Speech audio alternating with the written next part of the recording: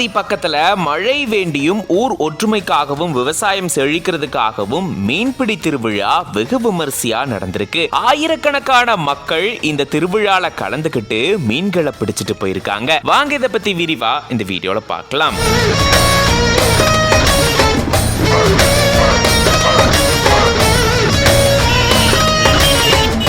புதுக்கோட்டை மாவட்டம் பொன்னமராவதி பக்கத்துல இருக்கு கொன்னைப்பட்டி. இந்த பகுதியில கொன்னை கண்மாய் இருக்கு. இந்த கண்மாயில தான் மீன்பிடி திருவிழா வெகு விமரிசையா நடந்திருக்கு. மழை வேண்டியும் விவசாயம் செழிக்கவும் ஊர் ஒற்றுமைக்காகவும் இப்படி ஒரு மீன்பிடி திருவிழா அங்க நடத்தப்பட்டிருக்கு. இதுல சுத்துவட்டார கிராமப்புறங்கள்ல இருந்து 1000க்கும் மேற்பட்ட பொதுமக்கள் வந்து கலந்துக்கிட்டு போட்டி போட்டு மீன் பிடிச்சிருக்காங்க. குழந்தைகளா மாறி இங்க எல்லாருமே விளையாட்டாகவே இங்க மீன் பிடிச்சிருந்திருக்காங்க. இதுல பார்த்தோம்னா ஜிலேபி, கெண்டை, ரோகு, கட்லா, போட்லா இப்படி உள்ளிட்ட பல வகையான மீன்களை பொதுமக்கள் பிடிச்சிட்டு போயிருக்காங்க. குறைஞ்சபட்சம் 1 கிலோல இருந்து 2 கிலோ அளவுல ஒவ்வொரு வகையான மீன்களையும் பொதுமக்கள் பிடிச்சிட்டு போயிருக்காங்க. இப்படி ஆயிரக்கணக்கான மக்கள் இந்த மீன்பிடி திருவிழால கலந்துக்கிட்டு மீன்களை பிடிச்சிட்டு போயிருக்காங்க. இது பத்தின உங்களோட கருத்துக்களை கமெண்ட்ஸ்ல சொல்லுங்க.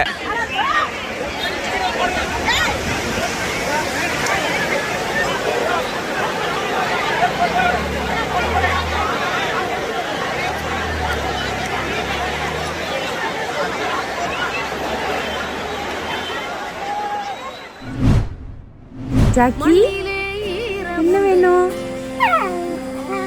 அப்படியா, ஹாஸ்பிட்டல் போயிட்டு வந்தீங்களா?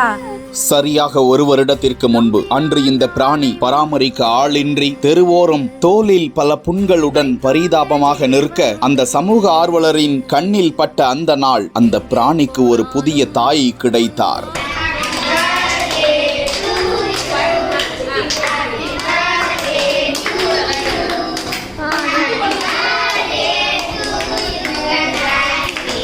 அதனை மருத்துவமனைக்கு அழைத்து சென்று குளிப்பாட்டி சீராட்டி ஊட்டி வளர்த்து பிள்ளை போல பாதுகாத்து 1 வருடம் கடந்த நிலையில் இன்று அந்த செல்ல பிராணி ஜாக்கிக்கு இப்படி ஒரு கோலாகலமான பிறந்த நாள். பல உணவு வகைகளுடன் கொண்டாடியிருக்கும் தனியார் செய்தி நிறுவன செய்தி வாசிப்பாளர் விகானிகா அவர்களுக்கு பாராட்டுகளும் அந்த செல்ல பிராணி ஜாக்கிக்கு பிறந்த நாள் நல்வாழ்த்துக்களும் குவிந்து வருகின்றன.